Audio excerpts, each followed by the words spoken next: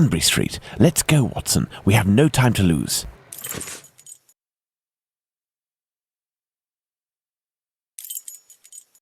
Hanbury Street. Let's go, Watson. We have no time to lose.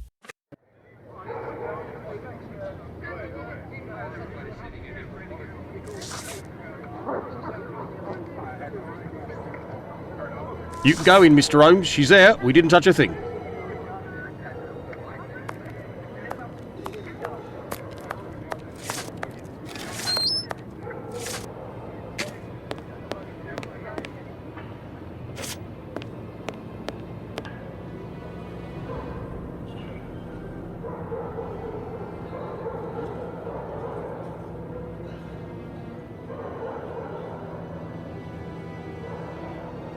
It was very good of P.C. Chandler to let us pass. He said no one has touched the corpse.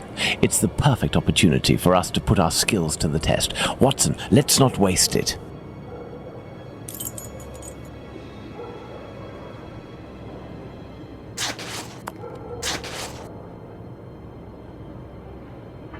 So, Doctor, shall we examine our victim? I'm tired, Holmes.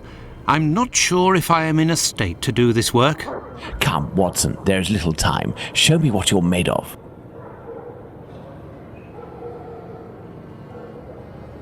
Oh, my God. Pray, Watson, pull yourself together. Can you establish the time of the crime? The extremities of the corpse are cold and rigor mortis is beginning to set in. I would say that the murder was committed over 2 hours ago, before 4:30 a.m.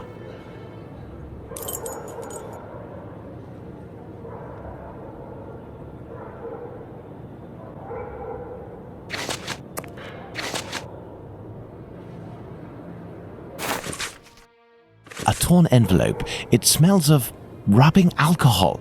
It contains 3 pills. I will take one. 2 should suffice for the police.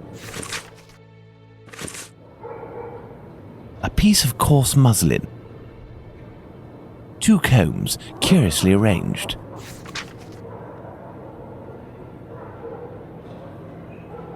Now let's look at the stomach, or at least what remains of it. It's dreadful, Holmes. Who could do that to someone? That's what you're here for, Watson. Tell me what this man has done. The stomach has been entirely opened and... oh, my God! A number of organs have been removed. So you're telling me that the organs were removed, Watson. They weren't ripped out. Not at all, Holmes. On the contrary, this is clearly the work of an expert. I couldn't have done any better myself. And the uterus is missing.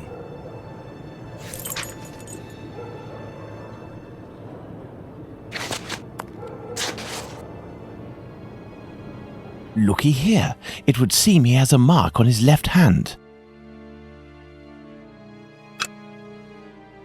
The victim must have worn a large ring or several little ones, and someone pulled them off forcefully. This detail will be very valuable, Watson. You can be sure of that.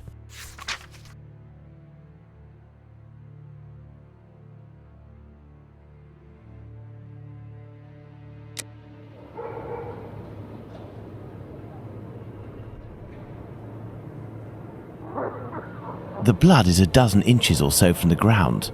Blood stains on the wall. Let's look at this poor woman more closely.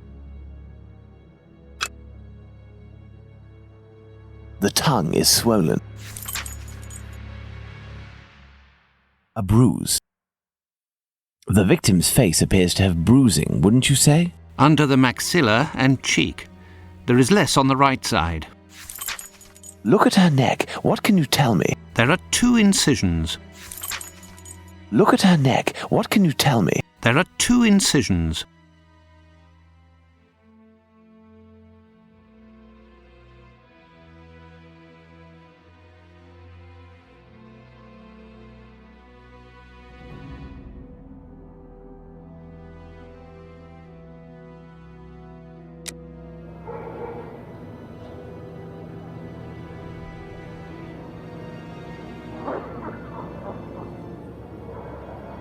There are no trails on the ground. There's no sign of a struggle.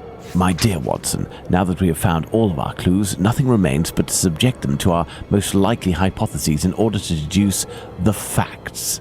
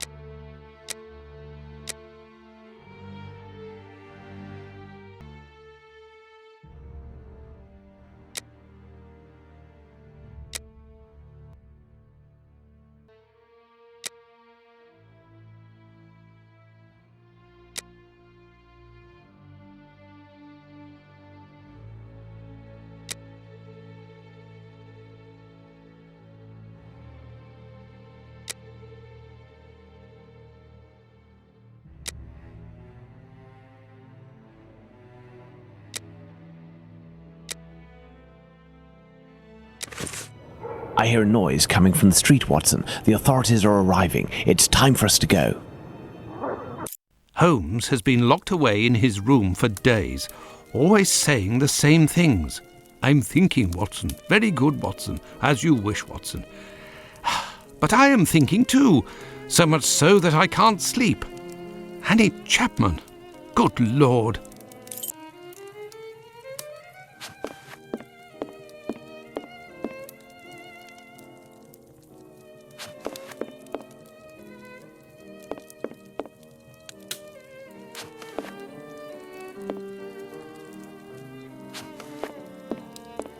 Holmes examined the broken jar that belonged to Finley's tenant.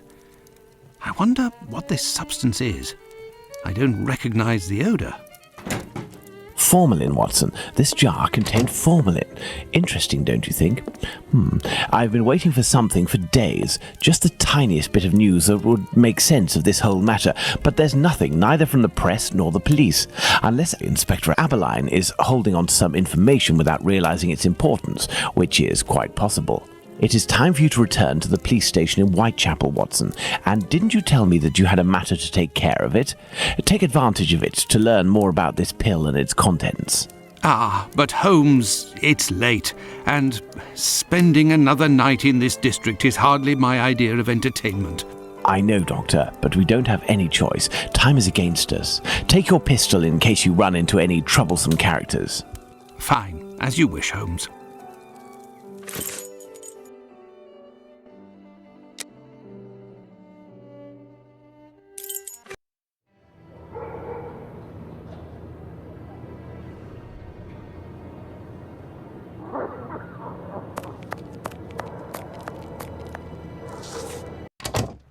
Good evening. I hope I'm not disturbing you.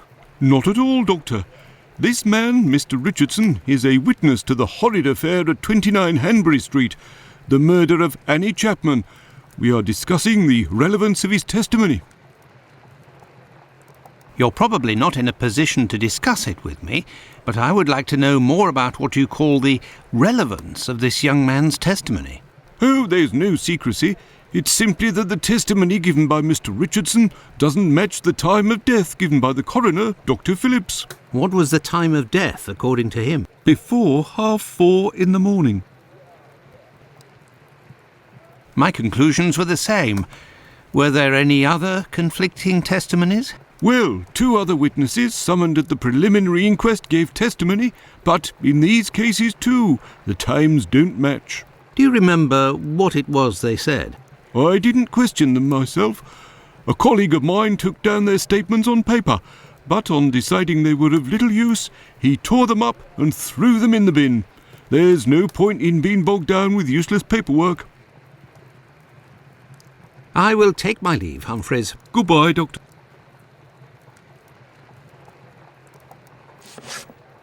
May I introduce myself? I'm Dr. Watson. I am... You wouldn't be the chap what writes the detective stories in that there paper? Well, yes, indeed, my stories have been published in the Strand. Go blimey, wanna tell me old mum? It would seem your testimony is the subject of some debate. Could you tell me what it was about? They'll be telling I'm a bit befuddled about the times that I told them. But it can't be so. I knows what I sees and what I don't sees that morning. What did you see, or what didn't you see? And at what time, would you say? I'll tell you this for nothing. It's me old mum who lives at the house where the body was found out back in the garden. She has her shop at the bottom to the right of the stairs. Her door was broken down not too far back because it's a real zoo it is. Right, the morning it happened, I head that way to see if me old mum has finally had the place broken into. It was 4:45 when I got there. That I'll swear on me dear old mum's life. I had a look round to see if the cellar had been taken. No. I had a little sit down on the stairs by the courtyard because me shoes were causing me no end of pain and I had a cut and all. I didn't see a single thing below the steps, Doctor, not one single thing. If there was some bird all covered in blood, tain't no how I could have missed that, even if it were night time. Right, 5 minutes after getting to number 29, I had to clip off. And now they tells me that either I can't tell time no more, or I was fixing me loafer next to a stiff that was still steaming. All right then. Evening, gents.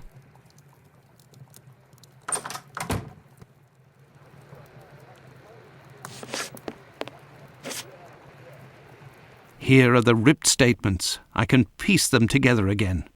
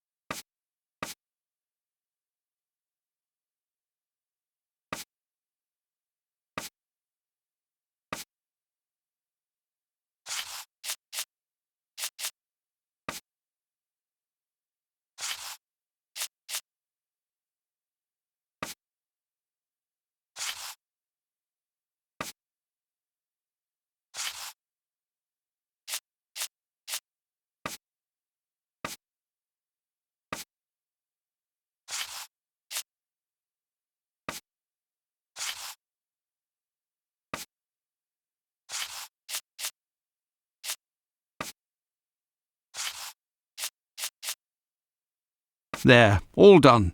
Holmes couldn't have done better himself.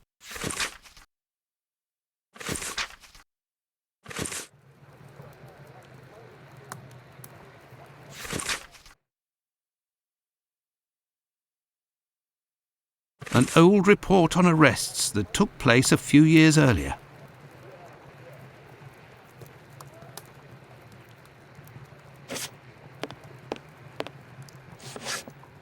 Yes, Doctor? So, how far along are the investigations into these two recent murders? Everyone around here believes both crimes were committed by the same man. But as for the Hanbury Street and Bucks Row crimes, nobody has heard or seen a thing. By the way, have you heard of a Dr. Tumblety? No. Is it important? Yes. Well, no, maybe. Actually, I don't know. I have heard about this man, his frequent nocturnal outings and bizarre behaviour. What does this chap look like, Doctor? And where can we find him? The last I heard was that he was staying at Finley's place, the man who was looking for me a few days ago. It would greatly assist us if you could ask Finley what your strange associate looks like. We could then see if the description matches any witness accounts. I will take my leave, Humphreys. Goodbye, Doctor.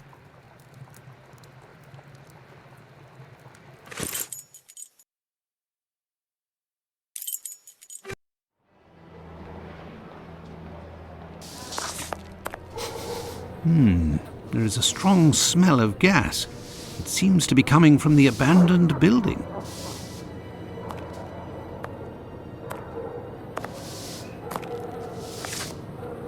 Good evening, Finley. How are you? Oh, good evening, Doctor. So. And you? It smells of gas here. You might say, Doctor.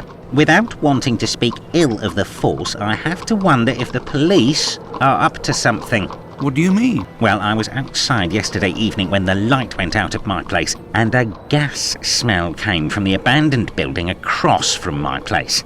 And a minute later, the police arrived and were snooping all around like it was them who hit the gas before arriving.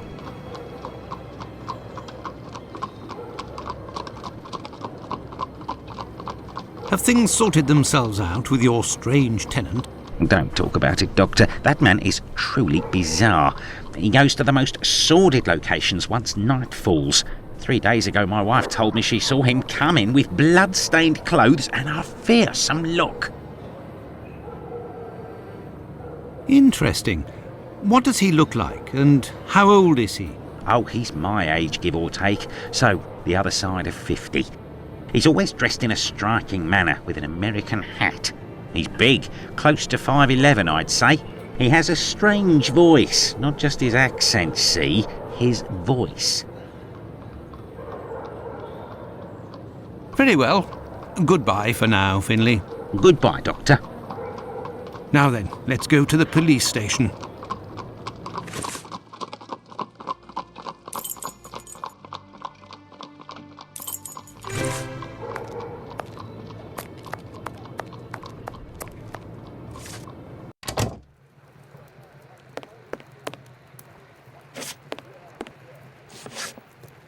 Yes, Doctor.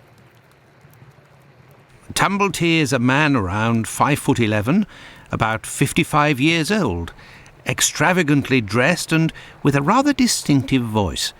He boards at Finley's. You should know where that is, as the police were there only yesterday. Their arrival coincided with a strange gas leak. Ah, yes, I know where you mean. Indeed, there was an odd affair with the gas. It was rather unsettling. We were searching for a well-known scoundrel who was ratted out by Squibby, the chap we followed and saved from the pack a few days ago.